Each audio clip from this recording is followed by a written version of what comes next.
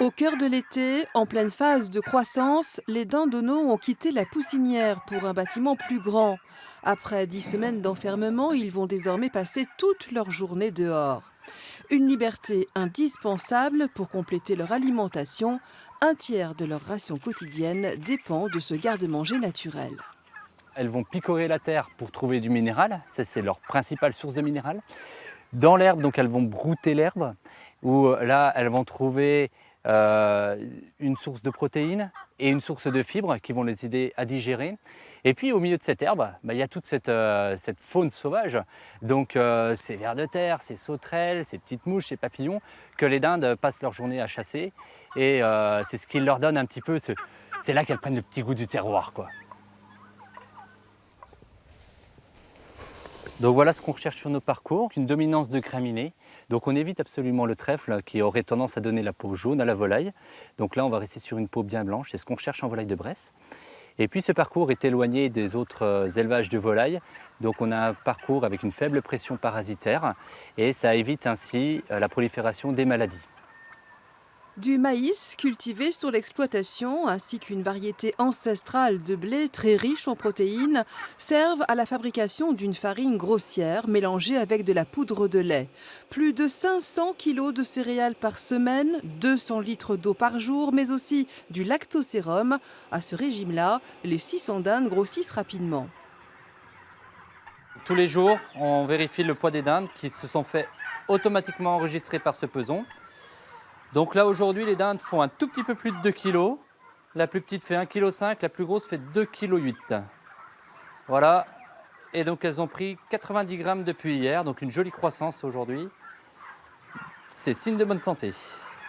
On vient surveiller la consommation d'aliments, on vient lâcher nos volailles, on repasse une fois en milieu de journée voir la température dans le bâtiment, voir s'il faut changer les ouvertures, la ventilation.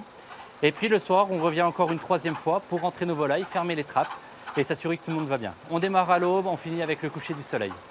C'est pas pour rien si le coq il chante l'aube et qu'on se couche à l'heure des poules. Novembre, les dindes font 4,5 kg et jusqu'à 7 kilos pour les dindons. Tout ce petit monde vit encore en liberté, mais passera ces 3 dernières semaines enfermées pour engraisser. Mais déjà, quelques-unes sont sélectionnées pour être présentées au marché de Rungis.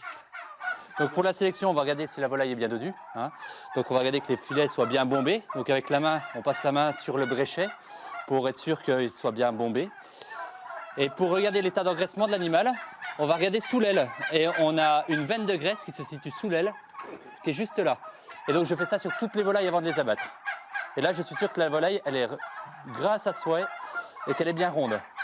Elle est juste bonne à être abattue. Dans un abattoir aux normes européennes, sur place à la ferme de la Guyotte, une petite équipe de salariés travaille avec le plus grand soin pour que la volaille soit irréprochable, car les critères de l'AOP sont sévères, une marque sur la peau et c'est le déclassement. À chaque volaille, on va apposer la bague avec le nom et l'adresse de l'éleveur. Donc là, vous avez toute la traçabilité et vous avez, avec le scellé qu'on a posé tout à l'heure, l'origine de la volaille ainsi que l'adresse de l'abattoir. Nous avons le même nombre d'identifications que de volailles dans le bâtiment. Tradition bressane, habituellement réservée aux poulets, l'emmaillotage est un procédé qui, bien avant l'invention du frigo, permettait que la viande se conserve plus longtemps. Il faut faire attention de ne pas piquer la volaille elle-même pour ne pas l'abîmer.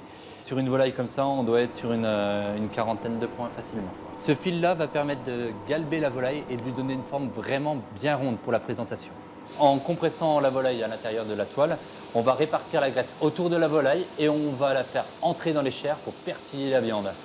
Donc là, à la cuisson, vous aurez tous les morceaux qui auront la même jutosité. Et n'oublions pas que c'est la graisse qui va donner le parfum à la volaille.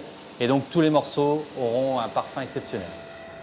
Une dinde bien roulée qui demain ira faire la belle auprès des bouchers parisiens sur les étals de Rungis.